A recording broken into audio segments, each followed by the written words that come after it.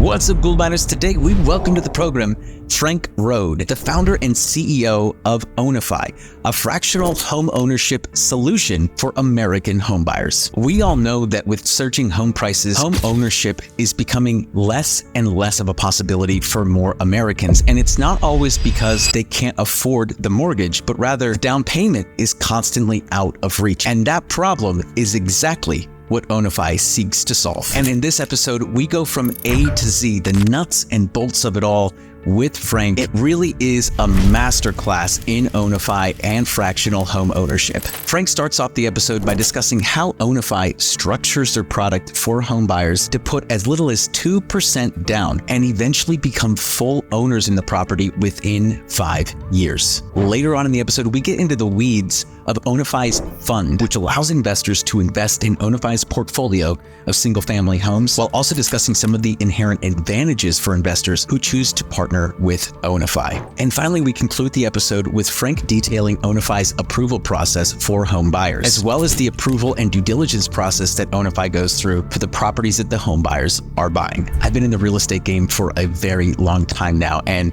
it's not every day that I see a quote-unquote disruptor that really catches my attention. And in this episode, Frank really got my attention. This is an exciting product, an exciting solution, and I do think that it has the chance to be a revolutionary disruptor in the United States. And so without further ado, everyone, let's welcome to the show, Frank Rhode.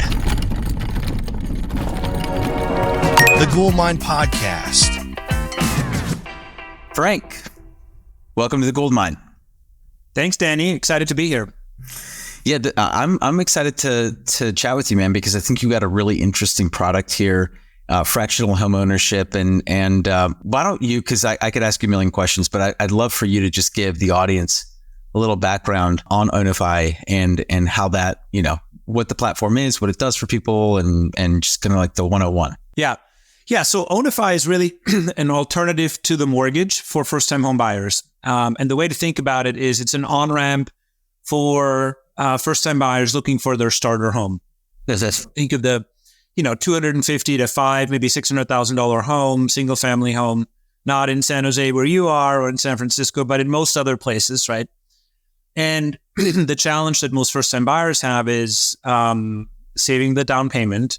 Now with mortgage rates where they are, affording the monthly payment. And so what we did is we looked at, how do we improve, especially the first couple of years, and how do we create a better on-ramp that lowers the down payment, lowers the monthly payment in the first couple of years, right? And really gives people a leg up to start earlier so that, you don't get stuck on this kind of renting, for years and years and years before you can make that leap into ownership. And so what Ownify does is we basically fractionalize homes into ownable shares, or bricks as we call them. So each home gets fractionalized into 10,000 bricks, and we allow the customer to pick a home, live in the home, and then buy that equity, buy those bricks over time. And the more bricks they buy, the fewer bricks they have to pay rent on. Now, the innovation here is that it's not a mortgage, so there's no obligation to ever buy 100% of all the bricks. There's no, loan balance. There's no mortgage that you're stacking on your credit report. You're really buying the home kind of as equity, as and when you can. And there's a bunch of benefits to that, right? And so structurally, we can dive into all the nuances there, but think of it as an equity rather than a debt-based way to buy your first home, right? And the journey is really one where customers start with, 2% of the bricks, 200 bricks of the 10,000. They work their way up to 10,000 or 10%, 1,000 of the 10,000. So 10% of the equity, and then get a mortgage kind of to own the home the traditional way. So it's really an on-ramp, designed around the first 5 years. I see. Got it. So how does the deed situation work, right? So kind of like, obviously I'm kind of skipping a few steps, right? But now I'm curious, right? So how's the deed structured? Yeah. So the really interesting challenge, if you think about this, is how do you fractionalize ownership, right? And ownership of real estate in the US is defined by the title or the deed, right? And the way ownership records are kept in the US is at the county level. So there's no real definition of real estate ownership at the federal level, not even at the state level. It's actually, and the records are kept at the county level. So when we first looked at this and said, how do we fractionalize the ownership? How do we partner investors with home buyers, right? And how do we move ownership from one entity to another over time so that we can enable this whole mechanism? The challenge you run into is that in the US, you cannot fractionalize a title. Basically, title is held in a very traditional way. It's held as a single man, single woman. You can be a married couple or domestic partners. You can be tenants in common in California, in the Bay Area, you see that a lot. But there's limited number of ways in which you can hold title. And so what we do, to answer your question, is we place the title into an LLC, limited liability company. And so each home has its own LLC, and they all look exactly the same. The only purpose of the LLC is to hold title. And then in an LLC, you can fractionalize, right? And you can go to any county courthouse in the US, 3,000 different counties, and basically say, this is the LLC. We closed on one today, actually. It's called Quinn, after Anthony Quinn, right? They all have last names after authors and actors. But so today we closed one called the Quinn, and that's the entity that holds title. And then underneath that, the customer, the Oni, right, who comes in and is our customer, has shares in that entity, and investors also have shares in that entity, right? So the Quinn, the LLC, issues 10,000 shares or bricks, and that's the vehicle by which we perfect the ownership interest, right, that the customer has in the property. Now, the interesting thing is, you have 10,000 shares in that LLC or in any other LLC that holds title to the home. You can trade those shares back and forth, right? So you and I can partner and say, well, Danny, you own 200 shares. Next month, you buy another 15. Now you own 215, and so on and so forth. I can do that without having to go back to the county every time and update a deed or update the title or update any paperwork, right? Because it's just an LLC that holds title. The ownership that's trading hands within that LLC, that's effectively a private ledger. And, theoretically, you could put that on the blockchain at some point in the future to make it public. But that's how we hold title. And a long-winded way to answer your question, right? That's how we perfect the kind of ownership that we give to the customer. Yeah, so you're essentially trading or exchanging shares within the in the operating agreement, right? You're That's updating exactly right. or modifying the operating agreement every time there's a purchase or a rebalancing, right, of the shares. Okay, so that answers that question. So if you think about it, traditionally the way we've bought real estate, especially single family homes or condos, right, kind of residential real estate, the way we've bought this over the last 70, 80 years is you buy a home with a mortgage, you get the title, but then you immediately pledge that title to the mortgage lender. Right? So really the mortgage lender kind of owns your home, or at least has the first right to grab the title, right? You've pledged the title until you've paid off that loan over usually 30 years. And what we're saying is, well, we place the title into an LLC and you become a shareholder of that LLC. So fractionally, you own a portion of that title, right, through that mechanism. Okay. So I'm writing down a bunch of questions here because they're percolating in my head, and I've got a lot of them. I could take this conversation a couple of different directions, but let's go to controlling interest, right? So obviously we've got the LLC.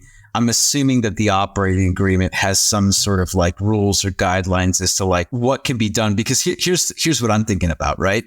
3 years into it, Ownify decides, we want to sell this property. We can't. Right. So you can't. Okay. So controlling interest, how is that kind of like structured, right? Yeah. And what are the rules there and everything? I mean, technically you could sell the property, but you would have to do it subject to the operating agreement. And so the way the agreement works is there are really three components, right? The first one is the operating agreement of the LLC itself. And that governs basically all the rules around the equity share in particular, and in particular, the rights of each of the members in the LLC. And there are basically two members or two types of members.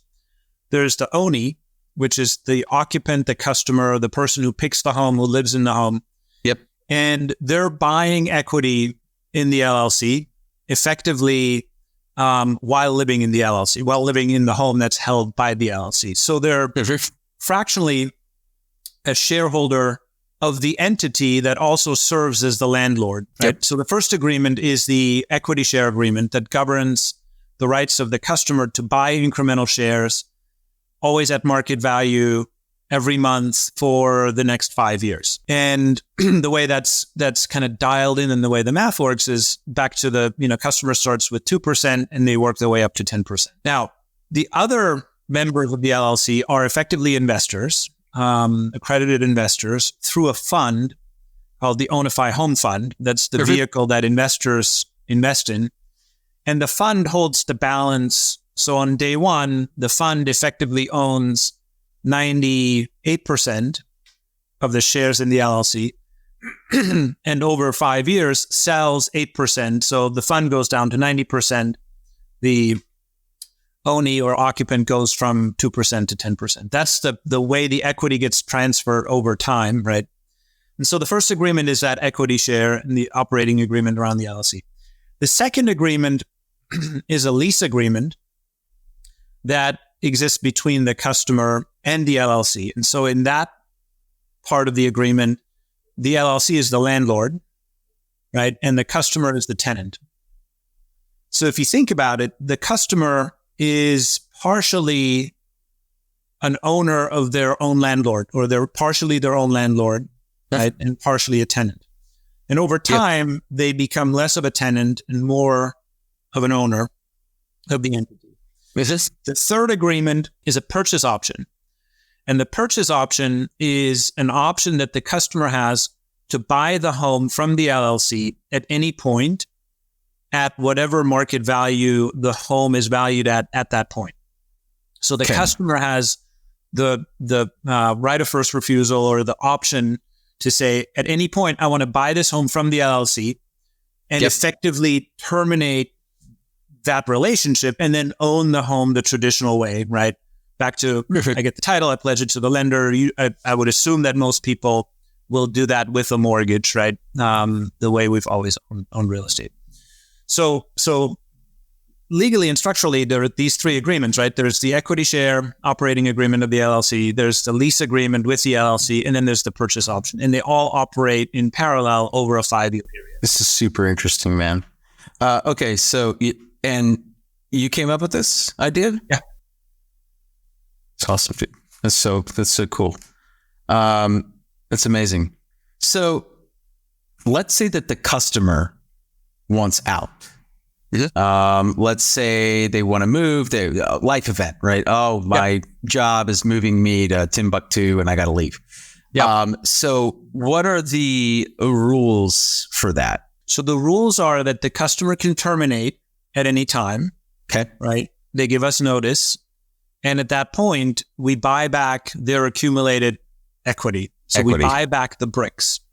And we buy them back at whatever market value the bricks have at that point. So back to the concept of a brick, it's there's 10,000 bricks per home, per LLC, right? A brick is basically worth 1/10,000th of the value of the home. So let's say a $500,000 home, a brick is worth $50. Let's say that home value goes up to $520. Now the brick is worth $52. If it falls to $480,000, the brick is worth $48, right? So a brick always represents just 1 basis point of the total value of the home. So the customer buys bricks over time. And then in your scenario, right, 2 years in, 3 years in, whatever, they say, I need to move to Timbuktu. I'm terminating my agreement. We will buy back their equity. Now, we charge them what we call a relisting fee. And the relisting fee is equivalent to the brokerage fee that you would pay a realtor if you had bought the home the traditional way and you sold it, right? Let's say you bought the home with a mortgage and 3 years in, you decide to move. You would sell the home, you'd pay 6% to a buyer, listing and a buying agent, right? Yep. And so our relisting fee is 4%, and it melts away to 2% by the end of 5 years. And the logic there being, right, it creates a little bit of a disincentive and a penalty function. It covers the cost we have to then sell the home without the customer in it, right? Or release it if that's the path. But it's not as punitive to the consumer as the full 6% would be. And as you well know, someone who buys a home with a mortgage and then sells it after 3 years very likely loses money in that transaction, right? The hold period isn't long enough for the appreciation to cover the transaction fees, right? Yeah, unless you bought a home here like in 2017 and sold in 2020. Yeah, but of course. There's always windows, right? In the typical market, you get that, right? But if you kind of think about the long run average, right? Home prices appreciating 3%, 4%, 5%, you would have to hold it a couple of years, right, before you kind of cover your entry and exit costs. Yeah. And so we've structured something similar in our model to, give the customer the ability to build equity and keep the lion's share of that equity. But there is a little bit of a disincentive. Yeah. I mean, at the end of the day, right, this is like a tool best used for someone that plans to eventually own the home outright. Exactly right. And if they're not able to fulfill that, then there's, it makes sense to me. Now, you keep saying market value, right? Market value is very difficult to determine. And so I'm wondering, how do you go about doing that? Are there algorithms involved? And we'll start there. I've got some other questions on the market value, but let's just start there. So you're right. Market value ultimately is not fully realized until you sell or buy a property, right? Yep. Now you can get pretty close, and keep in mind these are single family homes in markets like, Raleigh and Nashville and Dallas, where you have a lot of transactions around homes that are, fairly homogenous. They're all 3 and 4 bedrooms, 2 bathrooms. They're on less than 2 acres. They're in the suburbs, right? So the AVMs, the automated valuation models that are out there are pretty good. Right? They get less good once you have the unique property that's luxury or far out or on 20 acres or, all that. But for the kind of standard, starter home, they're pretty solid. And so what we do is every month we value each home in the portfolio. And the way we do that is we use 3 different independent AVMs, automated valuation models from 3 different providers. And we average the 3, right? And that way we get rid of some random fluctuation, or one of them might be high or low, or maybe hadn't updated the data as much. So when you look at that over time, and we've been doing this for 2 years, they're fairly stable, right? In that the appreciation or depreciation across the 3 different sources is pretty consistent. We average them. And then what we do every month, back to the customer buys bricks, right? When the customer makes their monthly payment, they're buying a variable number of bricks based on the brick price in that month. So let's say you start out, and there's a great example on our website, the Baldwin, one of the first properties we bought. We bought it for $355,000 for the customer. So the bricks were worth $35.50 on day one. And a month later, the home got valued at, $360,000. So now they're buying bricks at $36 in that month.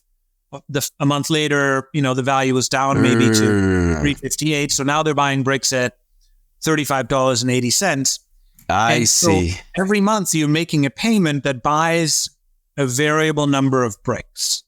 And really what that means, if you think about it as an investor, what we're enabling the customer to do is dollar cost average the equity that they're buying, meaning when the home price dips a little bit, they're actually buying slightly more. When home prices are up a little bit, they're buying slightly less. So they're buying more on the dips, less on the peaks. And over, a 5-year horizon, it creates a really nice diagonal line of equity building up over time, right? Now, when the customer says, and then I think this is probably where your next question is going to go, well, what at the end, when I want to buy the house and exercise my option, we're just using the last month brick price, right?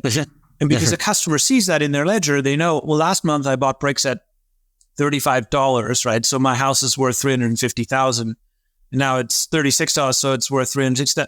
I always have that value in front of me. And so I know exactly how much do I need to close the gap? How much do I need to finance with the mortgage, right? before I pull the trigger on that option. Now, does Ownify, are you also a lender? No, we're not. Gotcha. So you don't service the mortgages as well? No. So when the customer takes over the home with a mortgage, right, at some point at the end of that 5-year term, we have lender partners. Gotcha. Like a JV or like a MSA or something. Yeah, and they know us and they know how we work, and so that's the path there. Now, to be fair, that hasn't happened. Every customer we have in the portfolio has come into the portfolio.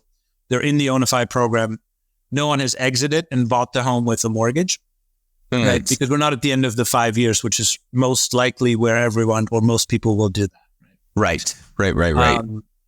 But yeah, and the goal is then to work with a lender and obviously hand over, if you will, the records and the file and the payment history of that customer. To make sure that gets taken into account in the underwriting process. Well, I'm just thinking about like as a business owner, right? I'm always thinking, well, what other ancillaries? How else could we monetize the business? And it seems to me like, hey, like here's a mortgage on a silver platter at the end of the 5 years, and you can also make money servicing the loan. Don't think that hadn't occurred to me, Danny. I'm sure it has. I'm sure. Well, we'll get there eventually, right? Sure. That's definitely part of the plan.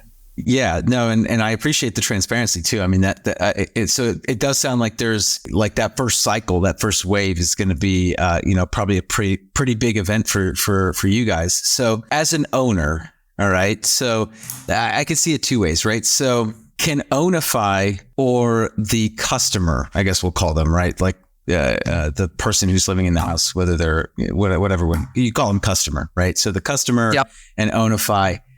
Can either party dispute the market value? There is a mechanism that we've written up in the agreement. Okay. And so, yes, you can dispute it, but at the end of the day, it's under our control, right? To say, here is how we resolve that.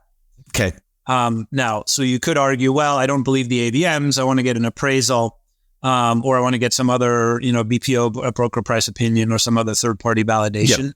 Yep. You can ask for that and we will honor that. But at the end of the day, it's in our discretion or the LLC's discretion to say, here's the value of the home. Now, and the edge cases where that might be the case is, it can go both ways, right? The customer could argue, well, the house is not worth what I think it's worth, right? I want to buy it for less. Right. That's an argument. Yep. Or the customer comes to us and says, I want to exit. I want to sell back my bricks. And we look at the house and say, whoa, this has a bunch of damage, that was created, right? Or, the property got damaged, or you added an unpermitted axe throwing ring to the side of the house.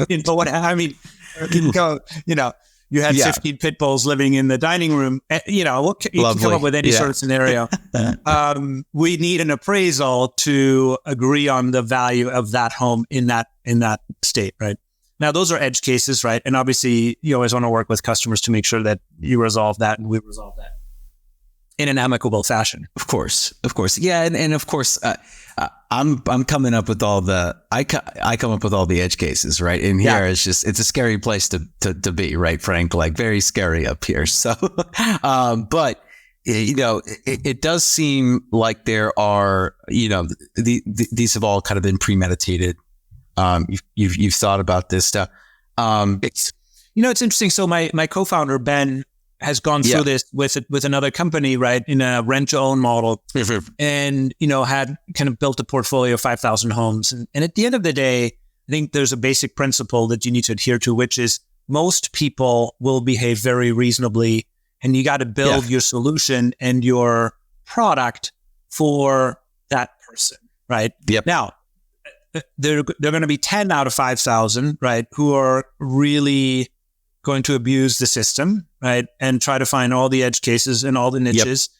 And that's usually where, when we hand this to lawyers, right, that's what they worry about, and all the things that could happen, the axe throwing people, the 15 pit bulls, right, all of those edge cases.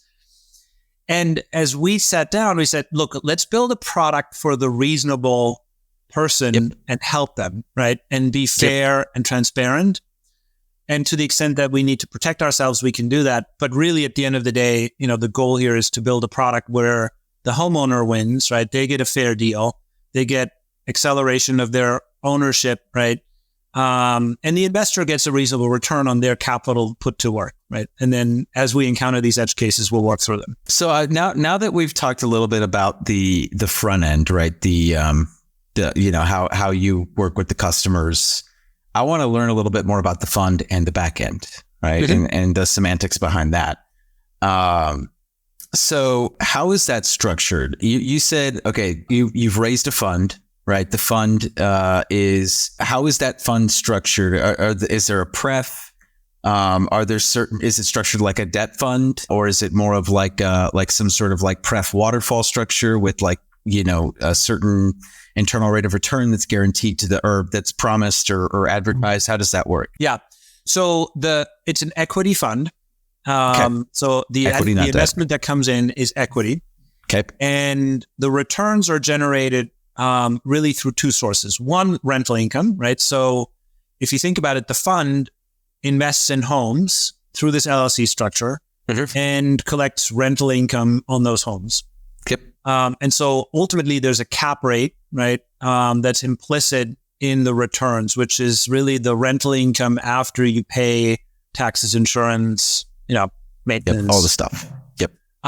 And one of the benefits that we're generating through this structure is, if you think about it, we never have vacancy, right? So we don't buy a home until the customer has picked the home, and the customer starts paying rent from day one. Mm-hmm. So far, we've never had a single day of vacancy, right? So structurally, if you think about normally as a single family rental relationship, if you're a landlord, right, one of the big expense items is property's empty. You're doing marketing, lease up, customer acquisition, or a tenant leaves after a year or two or three, and then you're releasing, right? You have turnover. Yeah. So structurally, we've built this product to not have vacancy, and it doesn't. So that's a benefit to the investor. The second thing we've built on the rental income and the cap rate is the co-ownership model really incents the customer to take care of the home, because ultimately they want to own it, right? So we've built kind of mechanisms in to really reinforce that co-ownership mentality. And what we've seen so far is significantly lower maintenance costs on the portfolio than you would expect. So that's another benefit that ultimately comes back as higher cap rates. So the cap rate target and where we've been is kind of 6.25 to 6.5, which is a bit above market for single family rent. So that's one source of return. And then the other source of return for the fund investor is home price appreciation. Right. And so the goal there really is the homes appreciate, 4 or 5% a year. And the markets that we've invested in, Raleigh, Durham, Chapel Hill, Nashville, Dallas, Charlotte, those are markets that on average are forecast to appreciate 8-9% based on Realtor.com, based on, regional house price forecast. Don't believe everything you read. Let's say it's 4 or 5%, right? That's kind of the base case assumption we're making. That's home price appreciation. And then the fund itself uses a fairly conservative amount of debt leverage. So behind the scenes, there is about 60%, 65% loan to value ratio debt behind these properties, which means if you're getting unlevered 5% home price appreciation, I can lever that up to 10, 11% equity appreciation, right, for the investor, plus their 5-6% cap rate. So the target IRR for the investor, for the fund, is between 16 to 20%, depending on home price appreciation. Right? That's the target IRR, target annualized return, or IRR, internal rate of return. Now, and so then to your question, Danny, the pref, depending on the investment amount, is either 8 or 10%. Higher investment amounts get a better pref. So if you put in, 500,000 and up, it gets a 10% pref. Below that, it's 8% pref. Preferred rate, meaning no participation or carry goes to Ownify and us as the fund manager until that preferred rate is paid back to the investors, to the limited partners. Now, and so structurally, what happens is, an investor comes into the fund right? And puts money into the fund. We deploy that capital into the portfolio of homes in a diversified fashion. So as an investor, you don't pick, this home in Charlotte and this home in Raleigh and this home in Nashville. You basically get exposure to all the homes, which means it's a lower risk value proposition, right? If one of those homes, for whatever reason, terminates early or has a, tree falls on it, or you have some other thing that God forbid. Yeah. The roof blows off. I mean, things can happen, right? You don't get hit with that performance directly. You get hit through the, diversified portfolio of homes. Wow. Thank you for that. Because in that, there were 5 questions of mine that you answered as you're going through. So I was like, check. You've done this a time or two, haven't you, Frank? You've rehearsed that before. Yes. I mean, we've been working on it for a couple of years, right? Yeah, that's awesome. Okay. So now from a business model, obviously Ownify. So I'm curious, what your with the business model that you run, right? How are you making money? Obviously on the fund, there's carry on the back end. So you're getting, whatever the promote structure is on that. And I'm assuming you're charging a management fee, right?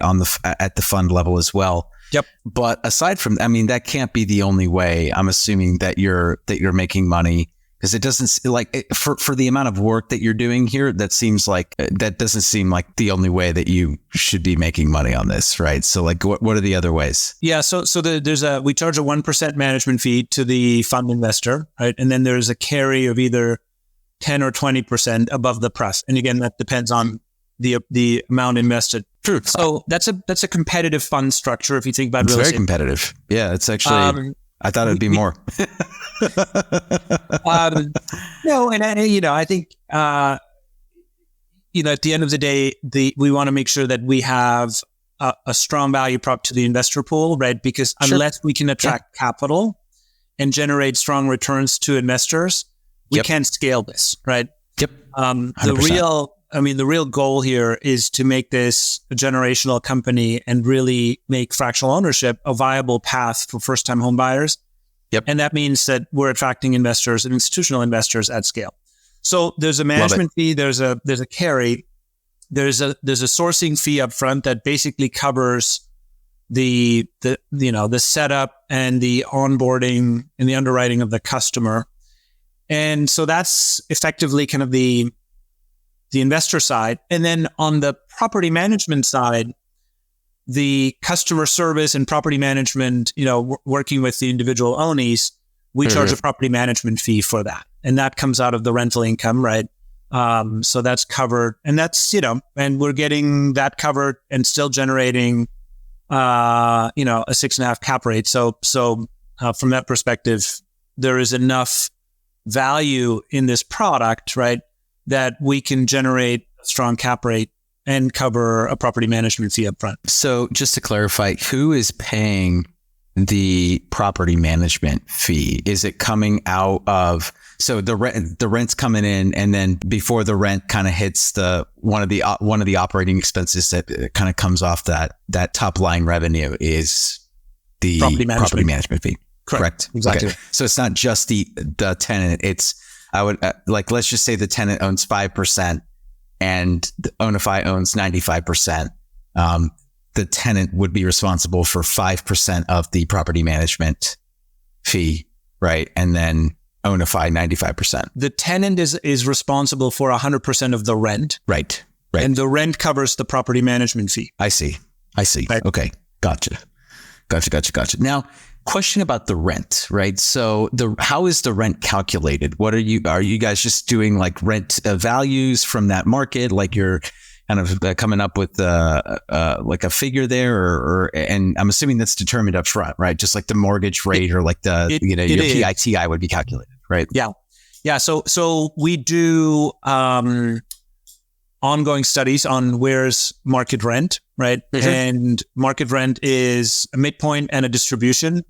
And we're generally in the top quartile top half of market rents in the market for comparable properties, right? So we look at kind of where do similar homes rent? What's the rent level in the market? Now, the thing we then do, and this is what's a real benefit to the consumer, is when you talk to renters, the number one thing they hate is the fact that the landlord increases the rent every year, right? Yeah. And you look at the US, on average, rents increase 3.6% per year. That's the national average, right? In some markets, it's more. In some markets, it could be less, right?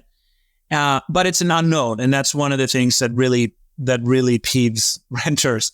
So what we do is we say, look, here's the competitive rent level in the market. Here's where we need to be from a, investor return perspective. And the way we get there is we fix the rent for 5 years. We fix the overall payment for 5 years. Oh, okay. So we say to the customer, love it. You pick the home. Here's your monthly payment. Let's say it's $3,000 a month. It's going to be $3,000 a month for 5 years, right? And within that, a portion goes towards rent and a portion goes towards equity buy. Now, the interesting thing is that the customer, because they're buying more equity, they're only ever paying rent on the bricks that they don't own. So on day one, the customer is paying rent on 98% of the value of the home, right? A year later, it's, let's say 96, 97%. In 5 years, it's on 90%. So the rent actually goes down. The dollar amount of the rent goes down. But if you think about it from an investor perspective, every brick that I hold as an investor always earns the same rental yield. So while the customer pays less, the investor gets the same amount per brick, right? And the as the customer buys more bricks, that's effectively how they're reducing their rent payment. So structurally, it's not dissimilar from a loan amortization, but we're using equity and rent, right, as the fractional ownership structure here. So that's what makes the model work for both the customer, reducing rent payments over time, having a fixed monthly payment, right, overall. And at the same time, for the investor, I can generate a strong cap rate, right, that is fixed for the duration of the contract. Yeah, that actually seems very fair, and makes it just easier to understand. I mean, I could only imagine how insanely difficult it would be to have thousands of homes in the portfolio and you're readjusting the rents every single month based on, I mean, that would be a logistical nightmare. And I could only imagine how difficult that would be. So that makes sense. And I guess to piggyback off of that, and I want to go back to the customer. I feel like we're already migrating that way, but I have a few more questions at the fund level, and then I want to go back to some of the questions I have about the customer. I'm assuming that there are some sort of there's like a distribution cycle or pat for the fund, right? Like, so are you paying out quarterly, semi-annually, annually? Like, what do those distributions look like? Yeah, so the distributions really are rental income, right? Rent. And so we distribute those quarterly as dividends. They are tax advantaged in the sense that the investors in the fund, and we are in K1 time. It's middle of March. We're sending them out. Actually, it just went live in the portal. So structurally, what happens to the investors? You're getting your quarterly distributions, and you're getting depreciation as a pass through that you can use when you declare taxes. So your income is largely tax sheltered. Right? Mm-hmm. Isn't that beautiful, Frank? Because of that depreciation. And as everyone on the real estate side knows, that's one of the beauties of owning real estate, right? I know. It's like the hidden secret. Here in Silicon Valley, it's like everyone loves stocks, man. But I'm like, what are you guys doing? I mean, and I tried, and it's like trying to teach a foreign language to somebody. They just don't get it. I'm like, why are you playing in the stock market? Stop it. I get it, right? Like there's a place for NVIDIA shares, right? There's a time and place for sure. Yeah. But a well-balanced portfolio has both. And okay, so you actually answered that question too. I was going to ask you about how the fund is structured to kind of take advantage of like all the depreciation and cost seg and everything. What are the rules for, what are the liquidity rules for investors in the fund? Are they kind of buying in for a certain period of time? What does that look like? Yeah, it's a 5-year term, right? So the golden path for the consumer is really, get into the home and then buy it at the end of 5 years, which means for the investor, that it's an investment and then liquidity at the end of 5 years. Now, that we do have redemption options along the way that are at the discretion of the fund manager. But it's really an investment that, ideally you make with, funds that you don't need right away. So we have a lot of investors coming in with retirement funds or, with funds that are, that they know they want back in 5 years and they want the relatively low risk real estate component, right? And the passive income component versus the, hey, I'm gambling on the stock market, which can go great, can also go poorly, as we've seen in the last couple of days. As we've seen in the last couple of weeks, exactly. So it's really optimized around that 5-year hold period, right? Gotcha. Okay. And Frank, you've been so great, man. This has been a crash course in Ownify, and I would be remiss if at this point we didn't just, if you're interested, if the viewers are interested, and I obviously have a ton of investors that listen to the show, maybe a few of them would be interested in the ownership as well or becoming a customer. So both of those links, right? Both to learn about the fund and to learn about how you could potentially buy a home via Ownify. Will be in the show notes. Anything else that you'd like to add to people that are interested in learning more, either via the fund or to actually buy a home via Ownify? I mean, most of it is on the website. So if you go to ownify.com, you can self-select into I'm a home buyer, and there's a journey and a bunch of materials and learning, or I'm an investor and there's a journey and you can learn. Or if you're a realtor, right, real estate agent, we love working with realtors. Those are the number one, folks who bring us customers. There's a journey for you as well. All of them ultimately have the option of speaking with a concierge, right? And so the way we've built the model is there's a ton of material for education, but at the end of the day, before you make a meaningful investment, before you buy a home, right, those are big decisions. You want to talk to someone. And so that's the way to get engaged with myself and, the rest of the team, is through that concierge call. I would, especially as an investor, the way to think about this is, it's a real estate investment. It's a enhanced return on investment in single family homes between home price appreciation and rental income. It's not correlated with the stock market, so that could be attractive. It has tax advantages. And quite frankly, and this is one of the reasons why a fair number of our investors have come in, that your capital is solving a real problem. Right? We're helping young families kind of make that leap into ownership. And those stories, right, those personal stories are really powerful and are quite frankly what motivates me to work on this as well, right? It's to say, when I bought my first condo in San Francisco, 20 odd years ago, and my parents helped me. They gave me, at the time, 30 grand, which was the piece I was missing for the down payment. And I paid them back a couple of years later, and that worked out, right? And so everyone has that story. Lots of people have that story. It turns out today, 50% of first-time buyers get help from their families. Yeah.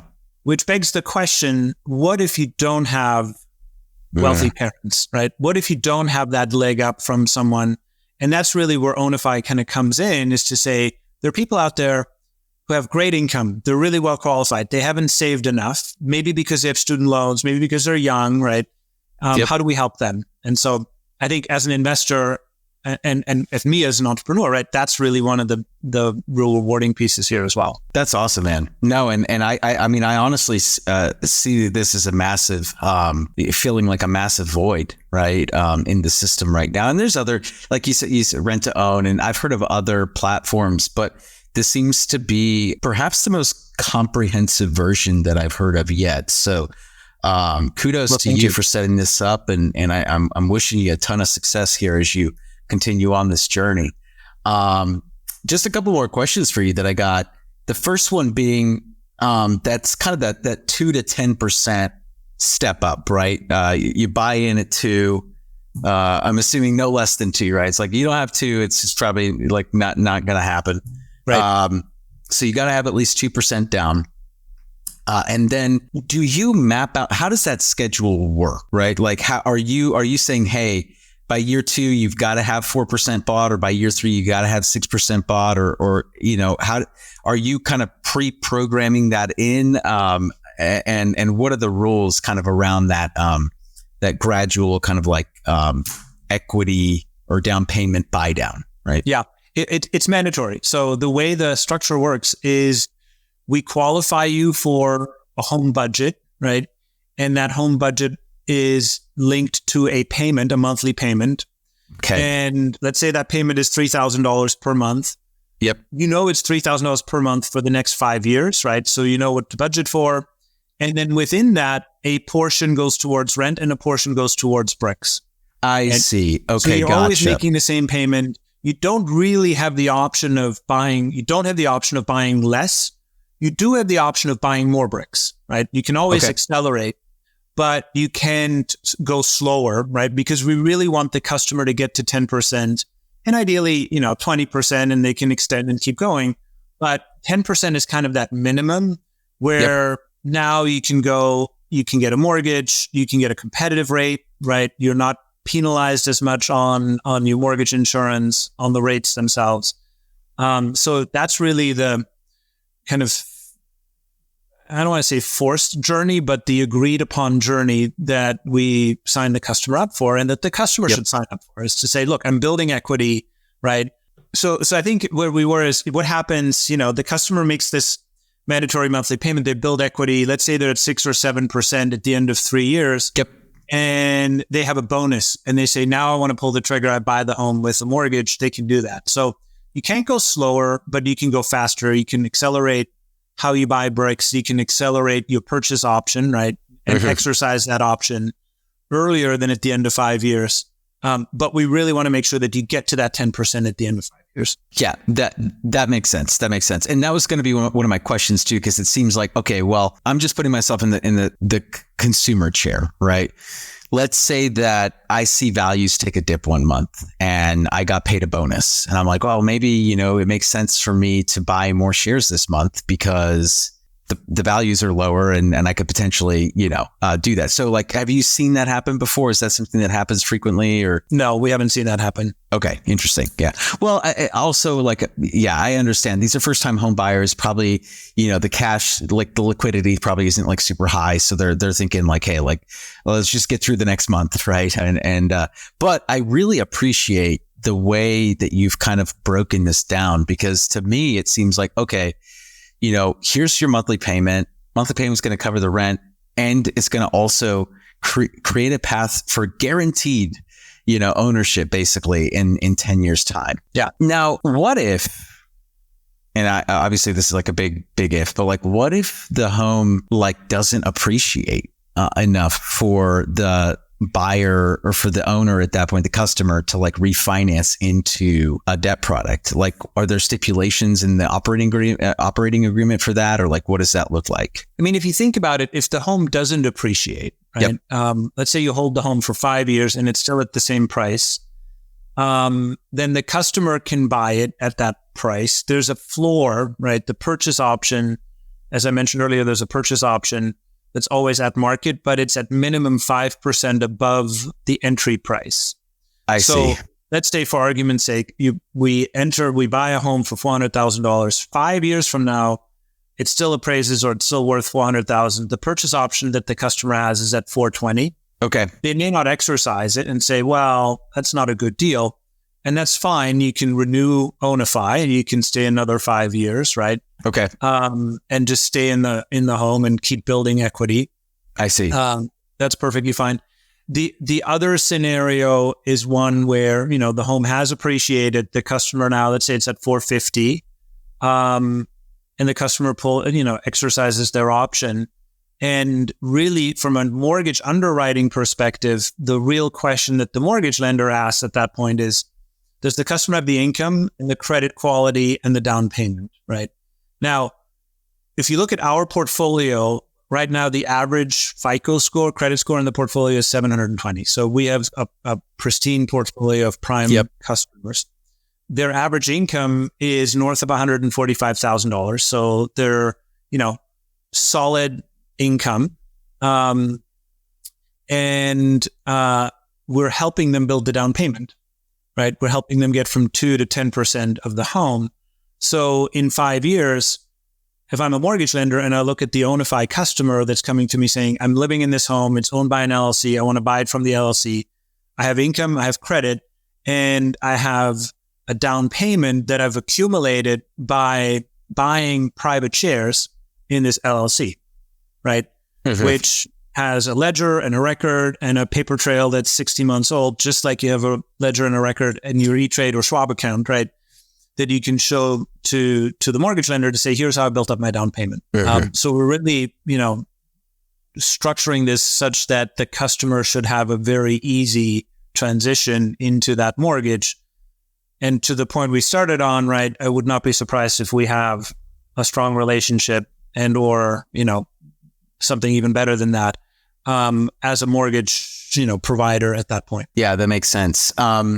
Now, last question, right? Or a couple last questions here because we're running up on time, and this has been such a treat, man, having you on. Really think you've got a really cool product here. Going to help a lot of people. How are the homes kind of vetted? Does the buyer get qualified like they do for a mortgage, right? With Ownify, they go to Ownify and they say, hey, I'd like to apply to be a part of the program. And then let's start there. And then also the home selection process.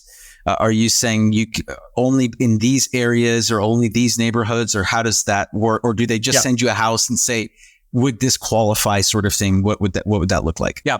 So the first step is really qualifying the customer for the budget, right? And that's based on income, credit, and we have an online platform that does all that. It takes 15 minutes, so we can take someone from, hitting the website to being fully qualified with a budget in 15 minutes. The second step is qualifying the home, and that's an interesting one. So we have a buy box, right, with single family homes in a set of markets right now in the Southeast, on less than 2 acres, and there's a whole host of criteria. Generally speaking, the starter home that you think about, right, as a first-time buyer meets those criteria. However, what we've built is a process where a customer or their agent or some combination of them submit the address again on our website. Mm-hmm. We run a bunch of valuations, we run comps, and we qualify the home. We also do an inspection process, obviously, and about 70% of the time, homes meet the criteria and it's a go, right? That means we now move to an offer stage and then we negotiate an offer. And one of the benefits we provide to the customer is we're aggressive. We go in, we say it's an all cash offer. We have a 2-week close, right? We're professional power buyers effectively. And what we've been able to do is get homes for about 5% below market value, right? By convincing the seller that, look, we're not going to fall out. We're going to have a quick and painless close. All of that has benefits to you as a seller. And that's not necessarily something that a first-time buyer who shows up maybe with an FHA loan or a down payment assistance program would be able to do. So there's benefit in that. Right. In some cases, we have told the customer, look, we're not going to buy this home for the following reasons, right? There's a crack in the foundation. There's a bunch of issues. There's too much in repair needed. And while that's on the surface a negative to the customer, mm-hmm. they've actually responded really well by saying, okay, I get it. And the position that we take as Ownify is, look, we're your co-investor. Yep. And we're going to have our own money in this home with you. So we're going to make sure that it's a good investment, and that's good for you as well, right? Yep. Whereas in a traditional transaction, no one is going to tell you no, right? Your broker is going to tell you, go pull the trigger. Your mortgage lender is going to tell you, go pull the trigger. The seller obviously wants to sell the home. So as a first-time buyer, you don't really have someone who's giving you true unbiased advice, right? Yep. And that's kind of the position we're trying to take with that as well. And it's worked so far, right? Even in those cases where we've told a customer, this is not the one for you. Yeah, I mean, that makes perfect sense. And I like the way that you're framing it, right? Like, these are first-time home buyers. I wouldn't say you're an institutional buyer, right? But you certainly have a ton of experience, right? And so you're going to kind of help. You're like not a neutral third party. You're an invested third party that's going to have their best interest in mind. And sure, Yeah. I mean, like, I would say not all agents, but there are some agents out there who are certainly going to maybe steer them in the wrong direction. And same thing with a lot of other, you're like the dad, right? You're like the dad that comes in, right? With the tape measure. Is this the rich uncle? That's right. Yeah, right? You have your own money in it. Yep. It makes you just look a little bit harder, right? Yep. And quite frankly, negotiate hard for the last $1,000 in seller concessions, right? Yeah. I love that, man. So all of that is ultimately a benefit to the buyer, right? But it's a rethink, and this is back to kind of, you have to educate the consumer, and you have to really help people think through, this is a different structure than the one that we're used to. Well, Frank, this has been an absolute pleasure getting to meet you, getting to know a little bit more about Ownify. Before I let you go, though, in traditional Gould Mine fashion, we're going to have you leave the audience with one final Gould nugget. Take it away. I really, really want to recommend the book Give and Take by Adam Grant, my favorite book, business book, all about how do you pay it forward in life? How do you make your personal mission bigger than you as an individual? And, how do you think about kind of society and the impact we have on those around us? Love that. I'll have to look that one up. I've not heard of it before. That's awesome, man. Well, Frank, thank you again so much for stopping by. And who knows, this might not be the last time we have you on. We'd love to have you on again. Thanks, Danny. Appreciate it. All right. Take care. The Gould Mine Podcast.